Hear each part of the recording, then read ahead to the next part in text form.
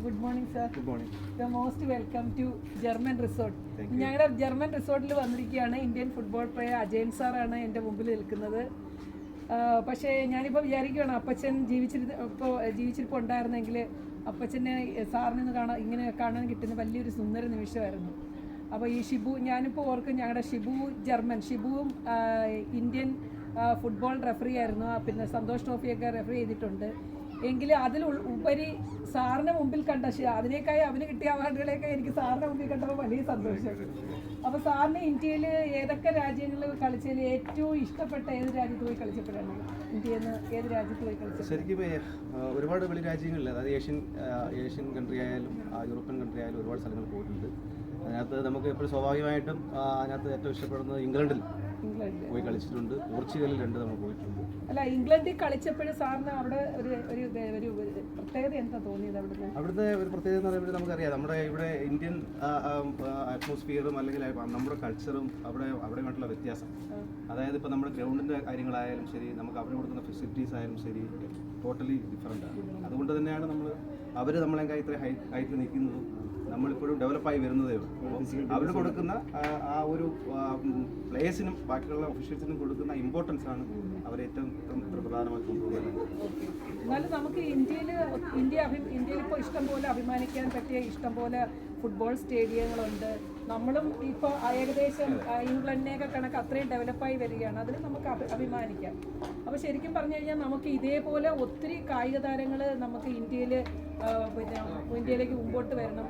പിന്നെ സാറിന് കുറേ രാജ്യങ്ങൾ സന്ദർശിച്ചപ്പോൾ നമ്മുടെ ഇവിടെ നിന്ന് കളിച്ചതിൽ നിന്ന് പ്രത്യേകമായിട്ടൊരു ഡിഫറെൻറ്റ് സ്കില്ല് ഒന്ന് പഠിക്കാനായിട്ട് പറ്റുമോ? ഏതെങ്കിലും ഒരു നമ്മൾക്ക് ഇവിടുന്ന് കിട്ടിയതിൽ നിന്നൊരു ഡിഫറെൻ്റ് ആയിട്ടുള്ളത്?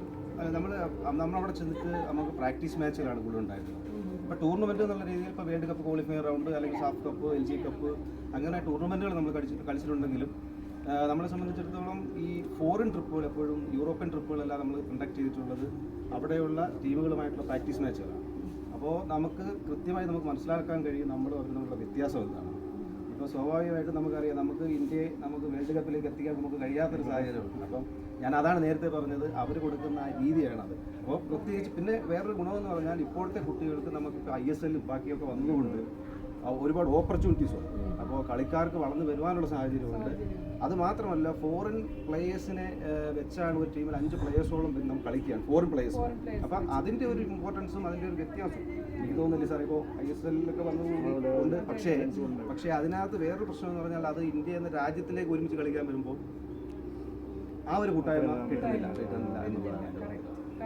അപ്പോൾ അവർ ആ 5 പ്ലേയേഴ്സും നമ്മളും തമ്മിൽ വളരെ ഡിഫറെൻ്റ് ആണ്. എന്ന് വെച്ചാൽ നമ്മൾ ഹെൽത്ത് പരമായിട്ടാണെങ്കിലും അവരുടെ ഹെൽത്തും നമ്മുടെ ഇന്ത്യക്കാരുടെ ആരോഗ്യം തമ്മിൽ വളരെ ഡിഫറെൻ്റ് ആണ്.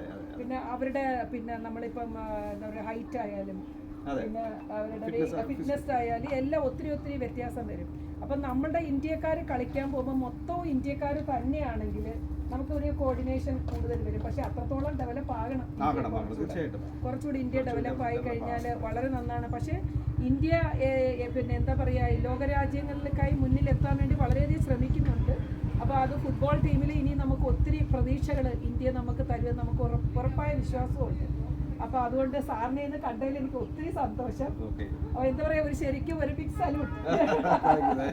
ഒരു ഇന്ത്യൻ താരത്തിന് ഇങ്ങനെ കൈകൊടുക്കാൻ സാധിക്കാന്ന് പറയുന്നത് വലിയൊരു അഭിമാന നിമിഷം തന്നെയാണ്. പ്രത്യേകിച്ച് ഏറ്റവും അടുത്ത ഫ്രണ്ടാണ്. ജർമ്മൻ റിസോർട്ടിൽ വന്ന് എന്തായാലും എൻജോയ് ചെയ്യാം. എനിക്കൊരു നല്ലൊരു പ്ലെയർ തന്നെ. കാര്യം ഞാൻ കുറേ മാച്ചിൽ മിസ്റ്റർ അജയൻ്റെ കളി ചെയ്തിട്ടുണ്ട്. അപ്പോൾ എനിക്കറിയാം നല്ല ഡിസിപ്ലിൻ ഉള്ള ഒരു പ്ലെയറാണ്. എന്ന് വെച്ചാൽ ഒറ്റ കാർഡ് പോലും എൻ്റെ വാങ്ങിയിട്ടില്ല. അതാണ് എനിക്ക് സന്തോഷമുള്ള ഒരു കാര്യം. ഐ ലീഗ് ചെയ്യുന്ന സമയത്ത് ഞാൻ അവിടെ റെഫറേറ്റ് ഉണ്ടായിരുന്നു. അങ്ങനെ നല്ലൊരു അവസരം എന്തായാലും ജർമ്മൻ ബോർഡിംഗ് സെന്ററിൽ വന്നു. ഞങ്ങൾ രണ്ടുപേരും ഷിബുവും ഞാനും കൂടെ ഒരുമിച്ച് വളരെ സന്തോഷം.